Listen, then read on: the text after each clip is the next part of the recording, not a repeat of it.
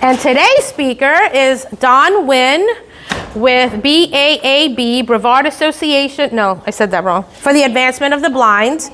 And he's going to discuss how we as writers have many options to attract readers who are visually impaired, and also what BAAB does here in Brevard, and they've been doing it for over 40 years, which I was not aware until very recently. I think it's a fantastic organization, and I am very much looking forward to hearing what they have to say. Thank you very much. Welcome, Don. Thank you. Well, it's great to be here. I'm here for the Brevard Association for the Advancement of the Blind. Boy, that's a mouthful, isn't it? I mean, that's a lot of stuff. So we just call it BAAB, B-A-A-B. Flip it to your shirt. Anywhere. Right here. Okay. How many people have heard about BAAB? Did you hear about it today? I mean, that's kind of cheating if you heard about it today. But you know, we've learned that we go out in the community and people that need us don't know we exist. BAAB's been here almost 60 years. Continuously active, never charging anybody for service. In just a minute, you're going to hear how important the work is that BAAB does in just a minute. But we've been here 60 years, and we found that if we were to ask 100 people just at random, one might know who we are. And that really is a shame, and we're working hard to try to change that.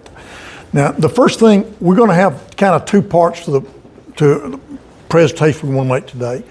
The first is going to be a lady you're going to hear from in just a minute, and she's going to give a presentation you're never going to forget. Now, that's just wait, and you'll understand what I'm saying. And then after that, we're going to talk about the process to make an audio recording of a book, and the reason that BAAB is affiliated with that is for about 30 years, we've been making audio recordings of things that are distributed through the Library of Congress. So nobody knows about us, but we're distributing things across the entire country. We used to do books.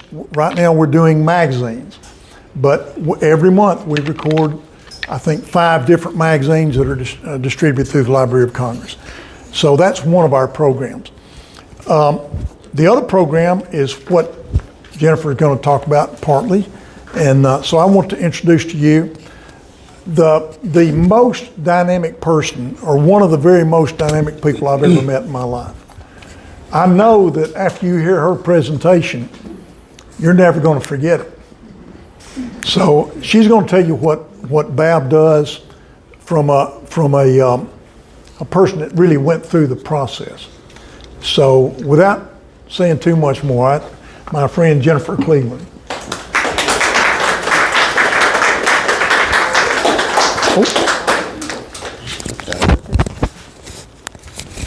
Make sure I get it right. Is it right? Did I get it? Okay. Come here, baby. All right. Down. Down.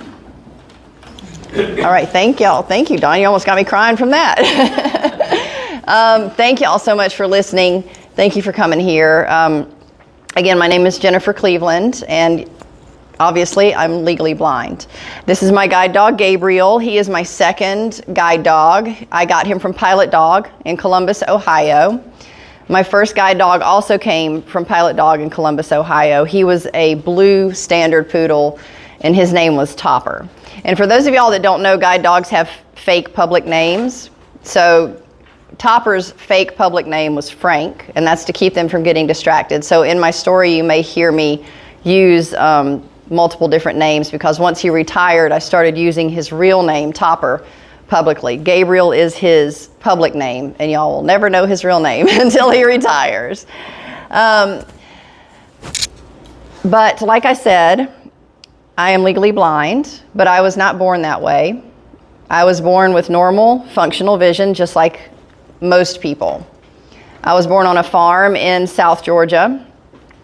I grew up riding horses. I learned how to drive when I was 8 years old.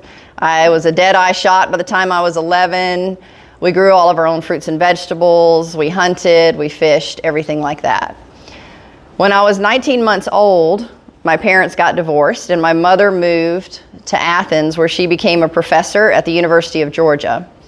And then so I was back and forth between the farm with my dad and Athens, the college town, with my mom. So I had these very different upbringings, you know, all the farm fun stuff, and then the college town, you know, the great minds, the deep thinkers, the culture. Childhood was normal in that sense, and then so was teenage years were good. Everything was fine. When I went to college, I wanted to become a nurse. So halfway through nursing school, I got bucked off my horse and I shattered my leg. I couldn't walk for 9 months and I had to drop out of nursing school. And being a young woman, that time was hard. I mean, that was rough. I didn't really evolve through that process. It was very challenging, you know, 9 months not being able to walk. My friends called me and said, hey, when you're better, call me, we'll go out. You know, things like that. I didn't feel very supported. I didn't feel loved. I didn't feel protected and taken care of. So that was a challenging time that I pretty much survived getting through. But once I got through it and I was able to walk again, I went to the gym to try to get back in shape and to try to, you know, get strong and healthy again. And that began my personal training career. I became a personal trainer, and then I was a gym manager and athletic director, and I never went back to nursing. And then at some point, my mom, she got a job as the dean of the social work department at Valdosta State University. And she moved down to Valdosta, and I didn't want to stay where I was alone. And my brother lived down here in Melbourne, and he liked it down here. So I moved down here to Melbourne. The personal training business down here was not that great. I really couldn't make a good living at it. It was a struggle. So I looked back into going to nursing school. Down here, we don't have the Hope Scholarship. We don't have the Hope Grant, which is what we have in Georgia. So you can basically go to college for free in Georgia. I didn't want to build up all that school debt, so I decided to become a paramedic. So I went to paramedic school and worked. I think I finished in like 2004, I think, and I started working on the ambulance. And I really didn't like working on the ambulance. I thought it was going to be what I wanted, you know, but it wasn't. I didn't like it. What I really liked was working in the emergency department. When I was doing my clinicals as a paramedic student, I really enjoyed the emergency department. So I wanted to work over here at Holmes Regional in the trauma center. I put in 5 applications and I never got a phone call. One day I was dropping off a patient at the emergency department and we had some extra time, so I decided that I was going to try to find the manager. And I asked, you know, where his office was. I found his office. I knocked on his door and he was in his office. I introduced myself and I said, I want to work here. And he said, well, put in an application. I said, well, I put in 5 and you haven't called me. And he said, excuse me. He said, well, we're not hiring. And I said, I don't think you understand. This is where I want to work. And I now know where your office is, and I know what you look like. And I'm not going to give you any peace until you give me a job. And he said, can you come in Wednesday for an interview? And he hired me on the spot. So that began my career working in a level 2 trauma center. And it is all that you think it is, right? They make television shows about it. They write books about it. And, you know, I saw things that I never could have imagined. I was a part of things that I never ever could have imagined. Just when you think you've seen it all, something else comes in the door. And then one day the SWAT team came through the emergency department, as they often did, and I met a handsome SWAT officer, and he was defenseless against my charms. We dated, we got married, he had a beautiful little girl, and I made her mine, so I had it all, right? I had my dream job, I had my hero husband, and I had a beautiful little girl that I didn't even have to give birth to. I had everything that I had been told success was, right? But everything there was something else going on. I was losing my vision. And nobody knew why. Backing up, like in my early 20s, I had gotten radial keratotomy, RK, which is like the first LASIX. And they said that sometimes down the road, your corneas would go. So my vision started to decline a little bit. It went from 20/20 to like 20/30 and so on. So I went to an eye doctor and she said, yeah, it's probably just your corneas from RK. When you get good insurance, because as a personal trainer, I had very bad insurance. When you get good insurance, you can find a retina specialist and, a cornea specialist and, just get your corneas taken care of. So she was able to get me to like 20/30 with glasses. A few years later, 20/40. Then when I got to the emergency department and I got good health insurance, I made an appointment with a cornea specialist. The cornea specialist said, it's not your corneas, it's your retinas. Sent me to a retina specialist. The retina specialist said, I don't know what's going on with your eyes, but I can't fix this. 7 specialists later, I ended up at Bascom Palmer in Miami with the #1 retina specialist in the United States. She tested me for everything under the sun, and I came back negative for everything. So there was nothing she could do. I was going blind. And in 2009, I became legally blind. So in my left eye, I have what they call finger vision. So I can see fingers right here, right about in here. And in my right eye, I have 2500 vision, which, like at 20/20 is 20 feet away. It's like you see in that same 20/20 board at 500 feet away. That's in good lighting. This is good lighting, so this is my best vision. So you all look like a very beautiful Rembrandt. You're basically like an abstract painting. I can't see the details of your face. I can't recognize you. But I can see your colors and all of that. But everything changed. I couldn't be a paramedic as a visually impaired person. I lost my job. I lost my driver's license. The majority of my friends told me that it was, well, if they told me anything, they told me that it was too difficult to be friends with a visually impaired person. Most of them just stopped calling, just disappeared. My husband decided that he didn't want to be married to a visually impaired woman, and so he started doing everything that bad husbands do. And my life was falling apart. And I had no support, and I had no help, and I didn't know that there were any services available.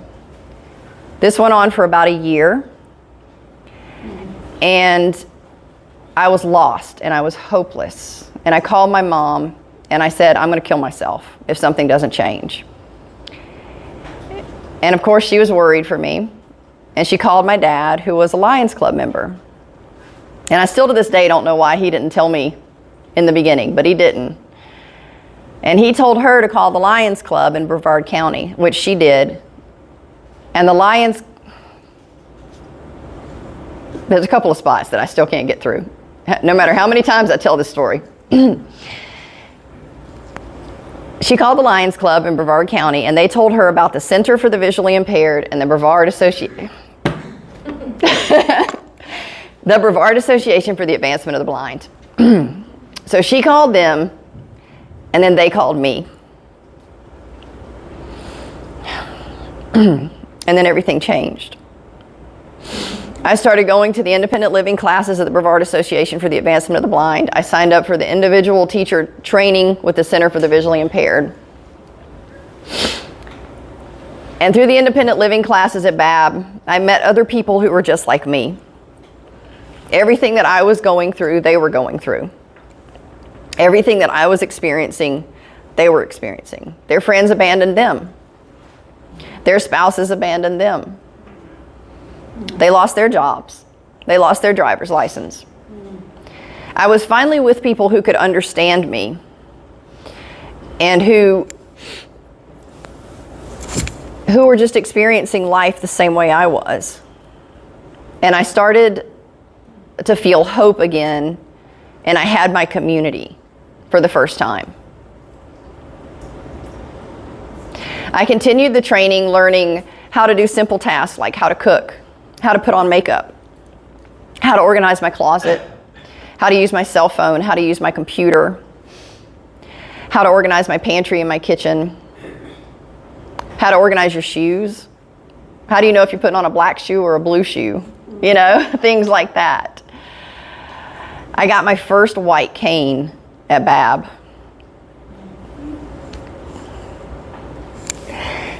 That was a day that was never supposed to happen.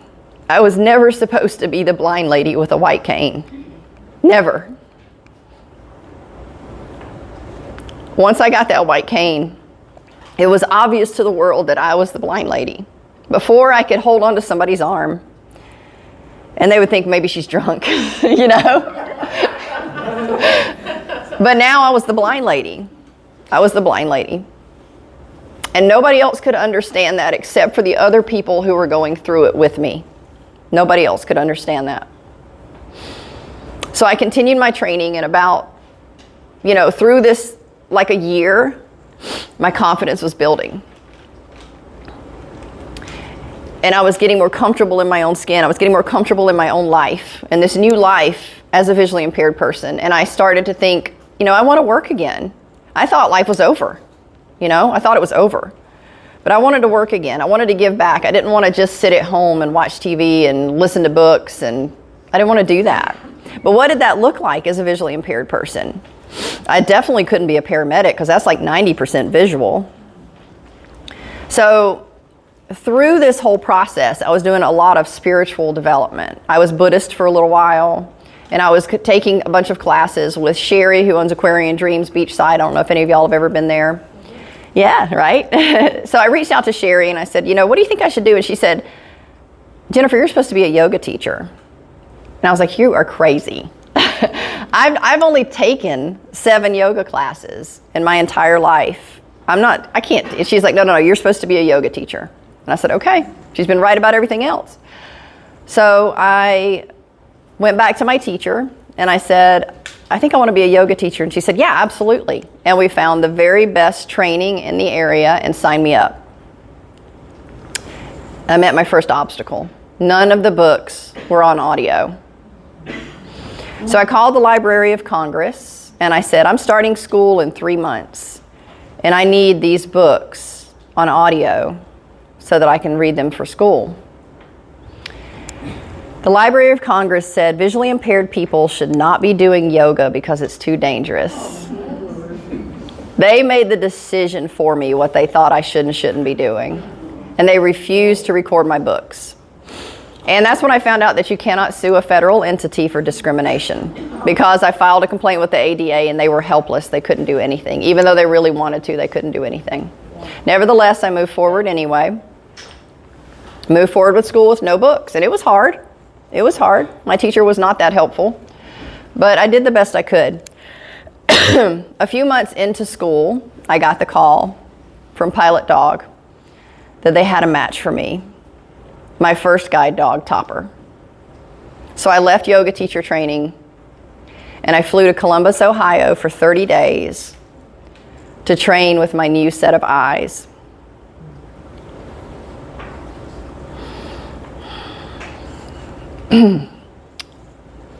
They put you alone in your room. Oh, God. And they give you your dog and they leave you alone for like 15 minutes before they come get you for your first walk. And it's something that I still to this day can't describe. That feeling and that connection. It's something that only other visually impaired people with guide dogs can understand. But we went for our first walk, and him in harness as my guide dog. And it was terrifying, and it was exhilarating, and it was freeing, and it was cathartic. The whole time with my trainer behind me saying, trust your dog, trust your dog. We stayed there for 30 days training. And they're on you, like white on rice, they are on you. I mean, and they don't, nobody, I'm the only one that uses his real name. So they just called him Poodle. They called him by their breeds, Shepherd, Lab, Golden, Poodle. So he was a poodle. Jennifer, down your poodle. Jennifer, your poodle's up. Jennifer, your poodle, your poodle. And I had PTSD when it was over, I swear. I did. I know I did, but your poodle, your poodle, your poodle. So he became the Poodle. So a lot of people still call him the Poodle. This guy's the Poodle. So we finished our training and we got on the plane together for the first time alone as a team. And there I was, no longer the blind lady with a white cane. I was the blind lady with a guide dog. And I'm like, how did this happen? I'm now the blind lady with a guide dog You know, one more thing that was not on my plan, one more thing that was not supposed to happen. So we came back to town, we started yoga teacher training again.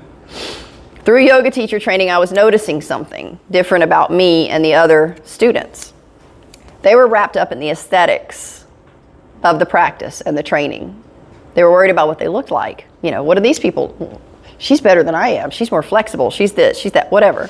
I wasn't worried about any of that because I couldn't see them. And so I started thinking, how can I help these poor sighted people?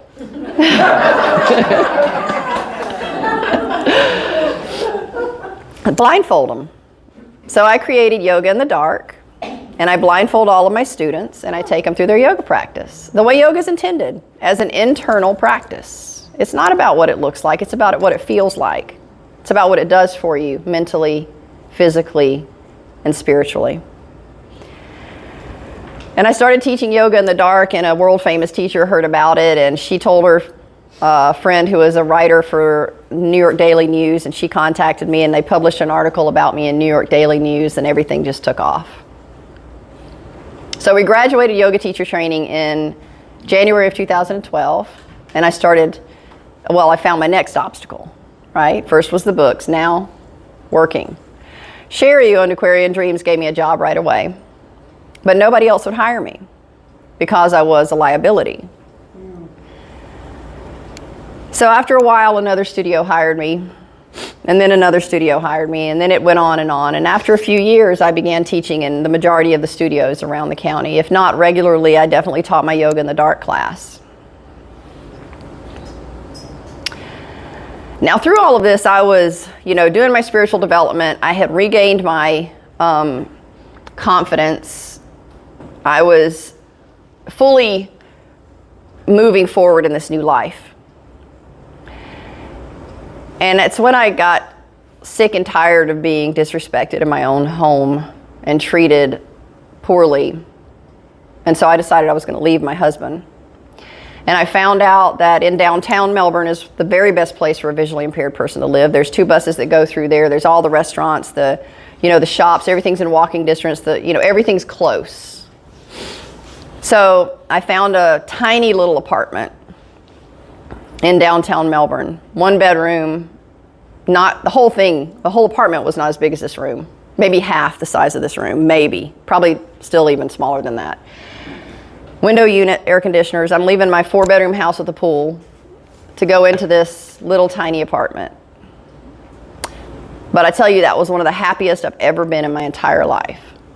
I had a peaceful, happy home. For me, the first time as a visually impaired person with my guide dog. And I met a whole new group of people, new friends, people who love and respect me the way I am, visually impaired. They love me for my flaws and my gifts and my blessings. And my career as a yoga teacher started to bloom, but then I wanted more. I wanted more again. Especially I wanted to give back to my female clients who needed more safe healing touch. And I found Thai yoga massage. I did a 5-month Thai yoga massage training. For those who don't know what Thai yoga massage is, like normal massage, you're naked on the table. Thai massage, you're fully clothed. You're on a mat on the floor. I'll move, stretch, press. It's a great and beautiful healing art. I did that training and completed that training in December of 2014. And then all these other massage therapists and yoga teachers started reaching out to me, asking me to teach them. Well, I couldn't give them continuing education credits because I wasn't a licensed massage therapist, but I was teaching them. And then, after a while, wanted more. I'm building up my confidence, right? Every day that goes by, every year that goes by, I'm learning more of what I'm capable of doing. And so I decided I wanted to be able to give those continuing education credits. So I started licensed massage therapy school. I completed licensed massage therapy school in February of 2020, then the world shut down, but that's beside the point. But I graduated valedictorian, never been valedictorian in my life when I could see, and I was valedictorian as a visually impaired person. But now I'm a licensed CE provider for the state of Florida, and I do education classes and teach massage therapists and yoga teachers. Something else I never thought I would do. I never thought I'd be a massage therapist. I never thought I'd be a massage educator. Definitely not on my plan. So through all of that, from the yoga teacher through this whole process up to today, I wanted to give back to my community. There's no reason that anyone should suffer for a year or a minute without knowing that there's any services available for them if they become visually impaired. So I started volunteering my time, speaking to anyone who would listen, going to schools and teaching the kids about guide dogs and white canes and the organizations in the area. I joined the chamber, educating through the chamber. I ended up doing so much public speaking that the height of my career, I was the keynote speaker at NASA. So that was before COVID, so thank you for helping me to get back into it. I'm still a little bit rusty, but thank you for helping me get back into it. And then all of that was stuff that I never thought I would do, right? I did public speaking in college. I thought I was going to die. It was awful. You know, it was terrible. And it's one of the biggest fears people have, but it's nothing for me now. That was definitely not on my list. That was not in my plan. So my message in all of that is that when you're going through something, if you go through something, if you've gone through something, find those people who have been there and done that. The people who are in your life, a lot of them will try to be supportive, but they don't have the ability to understand what you're going through. And they'll say and do the wrong things, even the kindest of people. Then there'll be a lot of people who won't be kind, a lot. And they won't be helpful at all. You got to find those people who have been there, done that. And that's who I found at BAAB. Because you got to find that tribe of those people who can help you move your way through it and come out the other side. And then if you're in something where you feel like, you know, your life is falling apart, maybe everything's that you thought life was supposed to be like, right? Just slips right through your fingers. Know that the universe or God is creating an existence or a life for you that is specifically designed for you. It is designed for the gifts that you don't even know that you have. And the only way that you can open those gifts and start using those gifts is to allow everything to fall apart. And then start to move into that new existence, because you never know, you too might be lucky enough to get a poodle. So thank y'all for listening. I'm going to bring Dawn back up. And thank you. Dawn is going to talk more about BAAB, and then we'll do Q&A at the end. Thank y'all. Something that I learned, one of the problems that people with guide dogs face is that people come up and want to pet the dog. Don't do that. The dog is working. And I think before I met Jennifer, I could very easily have walked up and, you know, petted the dog. But that causes so much trouble. So if that comes up, I know the instinct is to reach down. Don't do it. Put your hands in your pocket or whatever. Just don't do it. Okay, one thing that I started doing when I volunteered at BAAB, I've been there for 3 years, and we have a recording program that I mentioned before, and I thought, that's great. I want to record some books. I want to record some magazines. And I go, you don't sound right. You know, you don't. No, you can't. You know, no. So I didn't get to record. But I did get to work as an audio technician in a sense. I'm not an audio engineer. I've never worked with audio, with recordings before 3 years ago. I'd looked at things before, but it never made any sense to me. But I have a computer background, so they trained me about recording.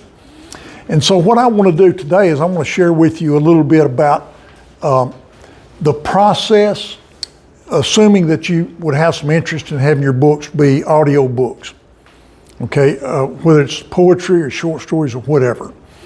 I think it's within your capability, all of you, to make an audio book that opens up your market, but it also makes your work available to people that might have an appreciation for beyond what you would realize.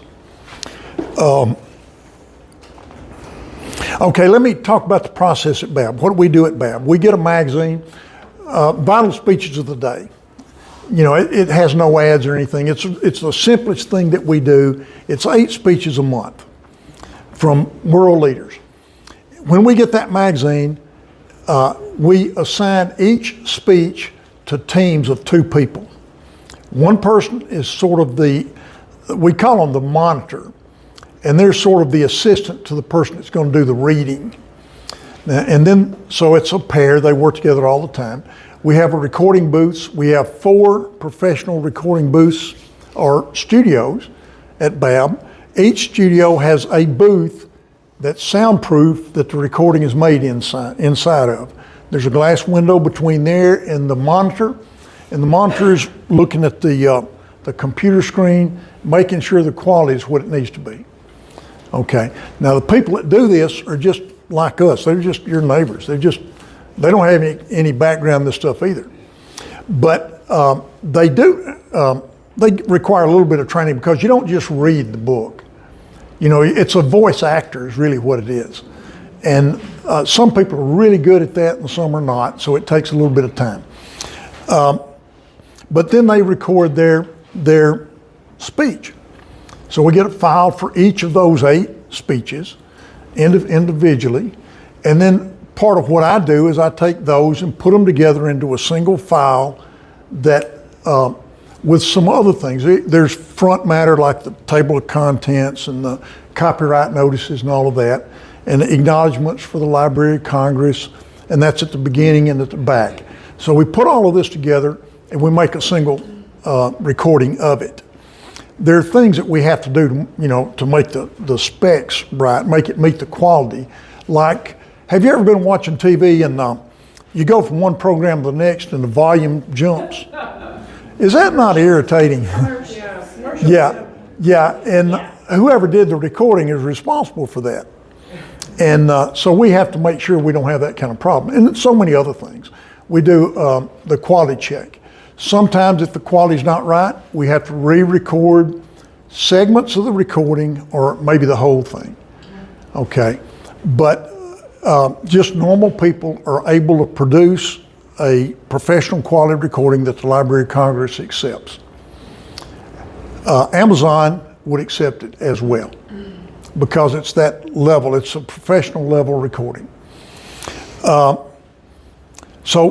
what I want to share with you is how do you get there? What do you need? You don't really need very much. One thing that could happen is we could have some sort of partnership between us and between the members of the Writers Group, or Writers Guild, to allow you to use our resources to make audio. And what I'm going to do today is I'm going to offer to give you classes, but it can a maximum of 8 people per class. And if doing it that way, I'd put 2 people in each of our studios, and you would each record a segment of your work, something you want to record. And you would leave there with a good sample of what it might be. Okay. Now we're a nonprofit, so we don't charge people for anything, but we accept donations. So that would be the way that you could help us in that regard. And I'm eager to do that, and it would give you a hands-on about how to do it. The things that you need, what we have in our booths, we have professional level microphone, we have earphones, we have the same software you can get. We have professional level, but there are Audacity and some other free softwares that you can use that are also plenty suitable. So you'd be able to use all of that stuff after training. But what about once you got trained, do you have to use a booth? Do you have to use a professional studio? No, you don't. You don't have to. This is my $35 microphone I use at home. I hook this to my computer at home, and I can make a professional level quality recording that Amazon would accept. And it doesn't take much. There's one, you see the control panels and record, you see a movie or something, somebody's up there and they got these slide things in front of, like 30 or 40 across.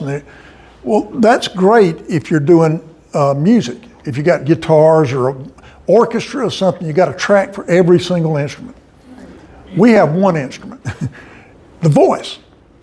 And the voice doesn't have highs and lows that cover the same distance that an instrument would. So it makes it a lot simpler. There's one control that you have to be aware of if you're going to make a audio recording for voice. It looks like volume. There's a knob. There's one knob, that's it. You set that, it's called RMS. It's not volume, it's volume and a lot more, but you set that within the ranges so that your voice is within the range on that scale, and you record, and when you get finished, you're good. There's a couple of things that can happen. You got to know how to record. If you start recording something that's, say, 10 minutes, and you start out, you got the microphone like this, and then over 10 minutes you do this, you get tired. You have just made a recording that the engineer can't fix because the volume does this, and there's no tool that I'm aware of that lets you lift the back end incrementally like that. You can raise the volume here, and then you can raise it here, then you can raise it here, but it would take a long time to fix it. So that's just, that's a kind of error that you can make if you don't know what to do. So sometimes people kind of make a puff of air when they speak, and that shows up on the recording. So you got to, their devices, spit screen that you can use to take care of that. But there's the biggest problem that you have in making your own recording. There's two. You have to have simple equipment. You don't need preamp or anything else. You just need basic software. In your house, you need a quiet space. It doesn't have to be a closet. And it's okay if the dog barks. Because if you have the skill, you can go back and you can take that dog bark out. You don't keep the words that the dog bark is behind. You re-record that little segment and you replace that in your file. But you have to know how to do it. But it's not hard. And it's the sort of thing that you can train to learn real easily. So if there's distraction or something happens, it's not a problem to work around. So you can do it at home. You can't be next to an interstate highway or something. And you don't want your background noise, there's background in every recording. You don't want the background noise to do this. So it changes over time. Because if the background noise is like level, you can process the background noise out. So you can all make these recordings. Yes. Don, how long is when you read, how long should you look to be able to read? 15 minutes, 10 minutes? It depends on the strength of your voice. That's another thing. You can't go into your recording area and say, I'm going to do 3 hours this afternoon. No, it won't work. You get tired. So you have to be smart about what you do. So and it varies for people, and sometimes from one day to the next your voice is going to change. So if you're going to do a book, you have to be real careful and make sure, or anything that has chapters, you need to make sure that the voice from one chapter is, if you have a cold, wait. But the rule of thumb for doing a book would be 3 to 4 hours of recording time for 1 hour of book. You know, you have to, you go back and forth. You record, you re-record, you do quality, whatever. It takes a long time. It's not, if you're going to do a book, it's not something that you get done in 2 weeks. You know, it's a long term. The second thing you need is a voice actor. Now, and let's say that you don't want to record. You don't want to have a recording studio in your house. You don't want to come to BAAB and let us help you with that. You just don't have an interest. You don't want to learn something else. You want to write. Well, Amazon has tools that you can use that make it so you don't have to do that. If you want to make an audio book, Amazon has something called acx.com. And at acx.com, they have something really cool there that I love. And it's a sort of audition for readers, for voice actors. And there are hundreds and thousands probably, I don't know.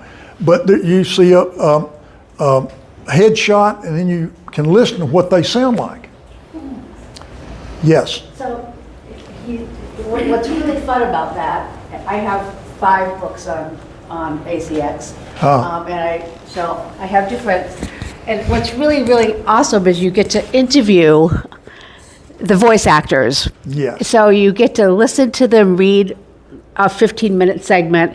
And I got to tell you, it's probably one of the most amazing experiences I've had, especially to hear my own books being read and then published by them. Of course, there's a lot of process and there's a lot of editing that the producer, the narrator does.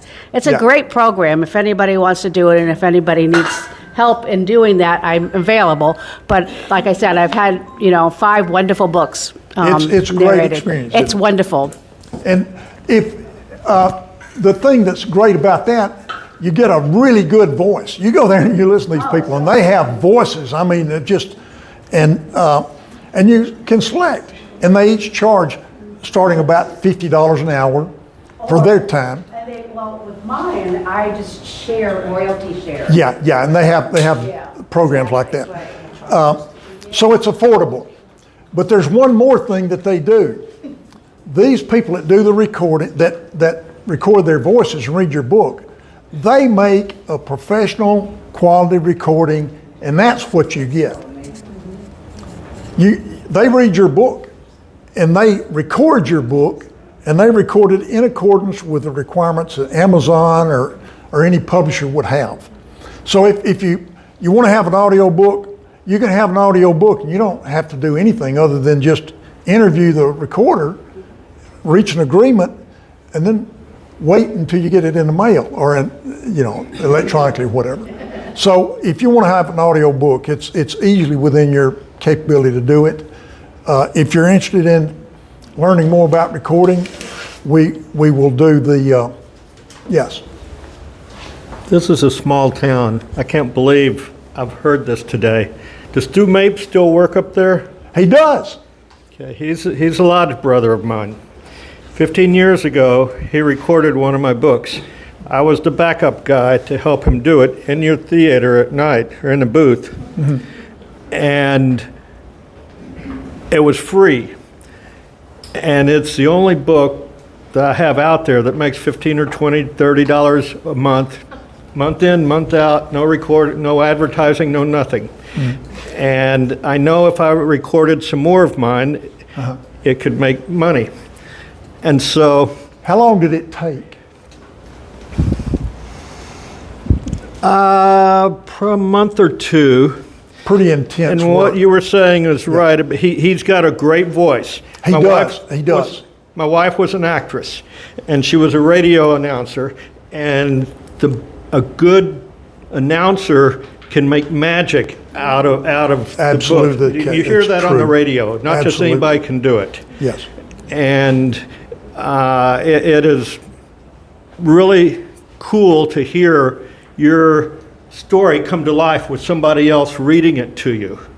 And so I would like to volunteer to whatever I'm quitting work next month, and I'm looking for something to do. And so I'm going to be coming over to you. It's a heck of a day here. The guy that he's talking about, Stuart Mapes, has been with us. He's been a volunteer probably 20 years. We have one lady that's been a volunteer 40 years. We've been there almost 60. You know, we've impacted a lot of lives. Right now, can you imagine what Jennifer's life might have been like if she hadn't found BAAB? Now, our main objective for coming today is to make people aware that we're even there. The saddest thing in the world is for somebody to need us and not know that they can get that support. So that's the primary reason. And then to make an offer about to help if you want to do audio recording and help teach you.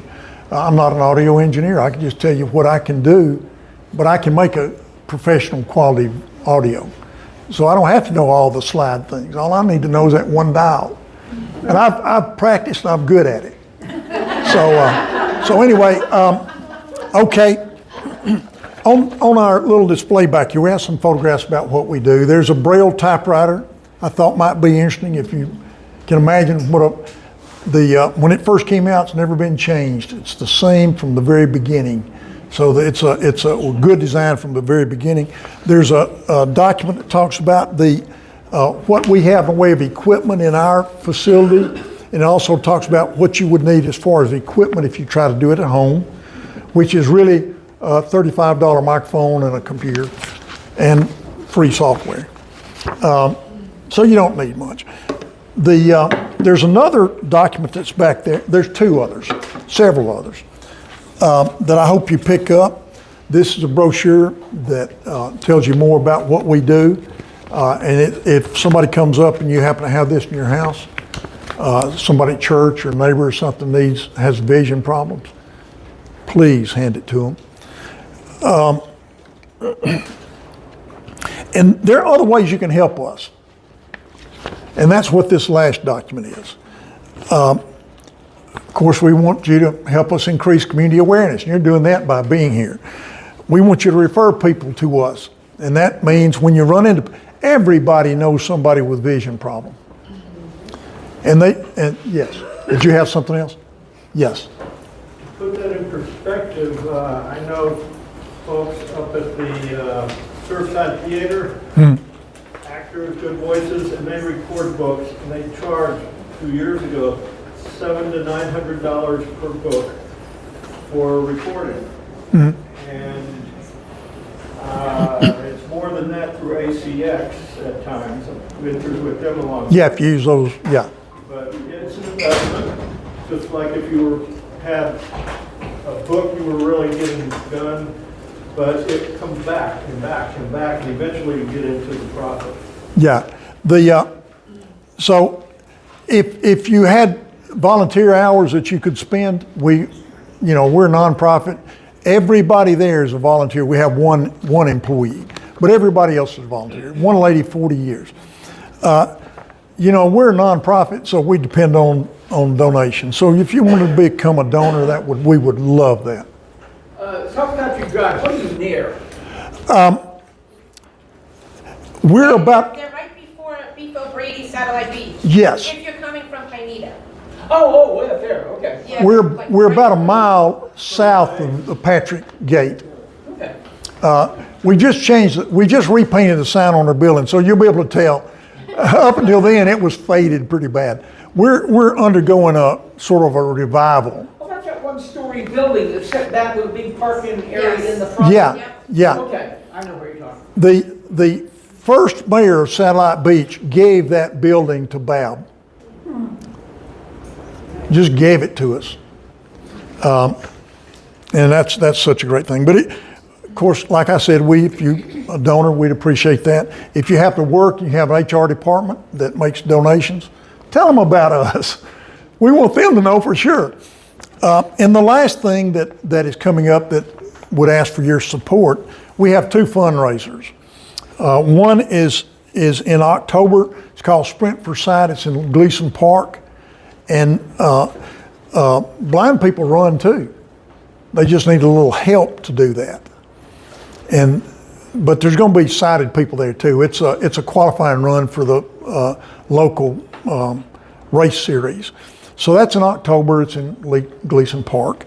And we have another thing that's coming up that Jennifer is doing for us. And it's called Light Among the Shadows. It's a luncheon. And what is going to happen is you come to our luncheon and you eat, you're not going to be able to see. You're going to have the same vision problem that someone who's blind has. And it's going to teach people a whole lot different than, I used to think I knew what it was like to be blind. Yeah, no, I was wrong. I had no idea until I met Jennifer. Now I have a better idea, but I still don't know. Okay, is there anything you want to say about the Light Among the Shadows? Yes, so we're going to have a visually impaired musician. He's going to be he's a guitarist in the area, and he's going to be playing music for us.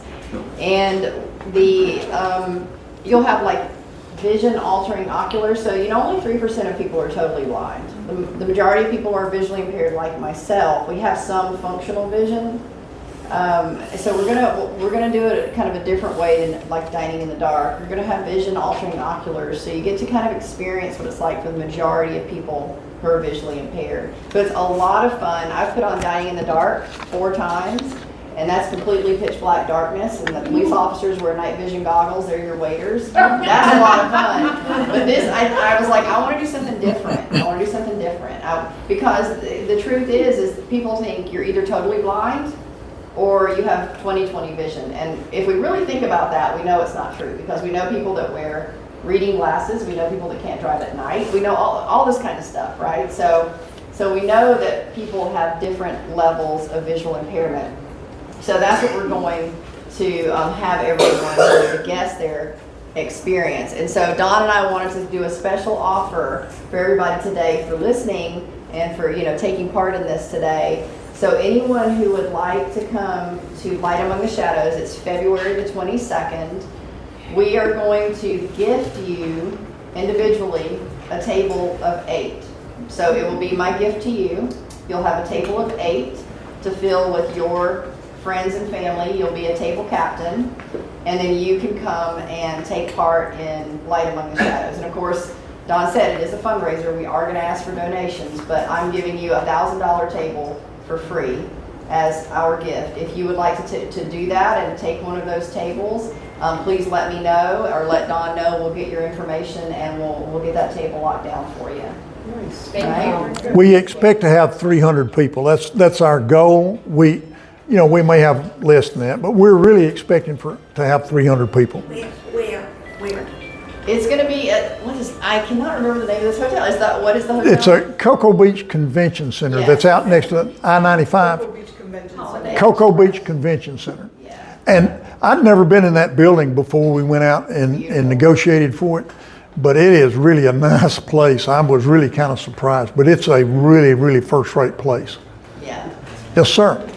And I think as writers, it would really benefit us to go experience this in the dark and then try to write what you experienced into a good story. Multi-sensory. It's a real challenge to do something totally different.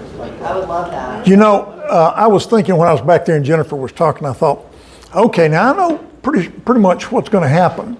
We all build characters based on people we know.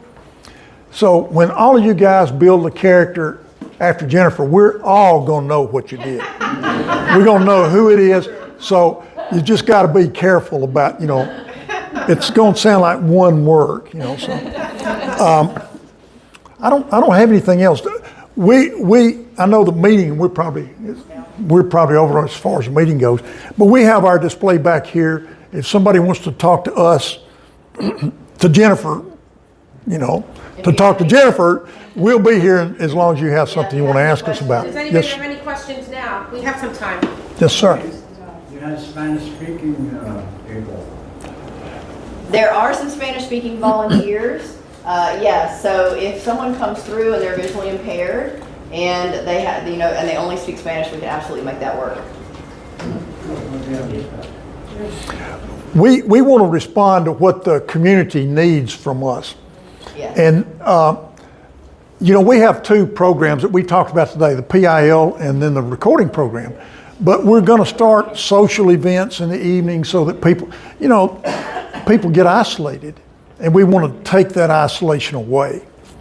So we want to be responsive. So if somebody says, this is something we think is needed in the, a vision impaired person, because I can't guess what would be needed.